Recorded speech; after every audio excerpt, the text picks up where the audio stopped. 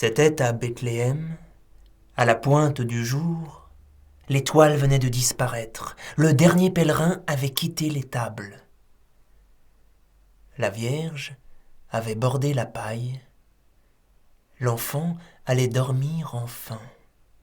Mais dort-on la nuit de Noël ? Doucement, la porte s'ouvrit, poussée, eût-on dit, par un souffle plus que par une main. Et une femme parut sur le seuil, couverte de haillons, si vieille et si ridée que dans son visage couleur de terre, sa bouche semblait n'être qu'une ride de plus. En la voyant, Marie prit peur, comme si ça avait été quelque mauvaise fée qui entrait. Heureusement, Jésus dormait.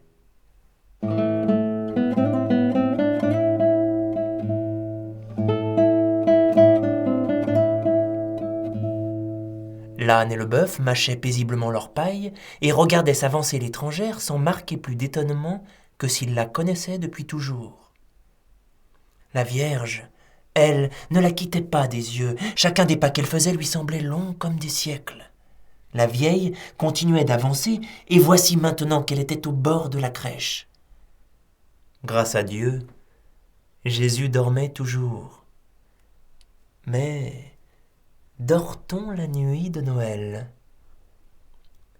Soudain, il ouvrit les paupières, et sa mère fut bien étonnée de voir que les yeux de la femme et ceux de son enfant étaient exactement pareils et brillaient de la même espérance. La vieille, alors, se pencha sur la paille, tandis que sa main allait chercher dans le fouillis de ses haillons quelque chose qu'elle sembla mettre des siècles encore à trouver. Marie la regardait toujours avec la même inquiétude. Les bêtes la regardaient aussi, mais toujours sans surprise, comme si elle savait par avance ce qui allait arriver. Enfin, au bout de très longtemps, la vieille finit par tirer de ses hardes un objet caché dans sa main, et elle le remit à l'enfant. Après tous les trésors des mages et les offrandes des bergers, quel était ce présent ? D'où elle était, Marie ne pouvait pas le voir. Elle voyait seulement le dos courbé par l'âge et qui se courbait plus encore en se penchant sur le berceau. Mais l'âne et le bœuf, eux, le voyaient et ne s'étonnaient toujours pas. Cela encore dura bien longtemps. Puis, la vieille femme se releva, comme allégée du poids très lourd qui la tirait vers la terre. Ses épaules n'étaient plus voûtées. Sa tête touchait presque le chaume, son visage avait retrouvé miraculeusement sa jeunesse.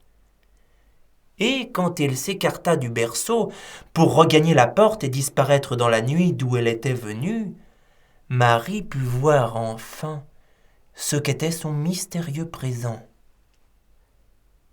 Ève, car c'était elle, venait de remettre à l'enfant une petite pomme, la pomme du premier péché et de tant d'autres qui suivirent. Et la petite pomme rouge brillait aux mains du nouveau-né, comme le globe du monde nouveau qui venait de naître avec lui.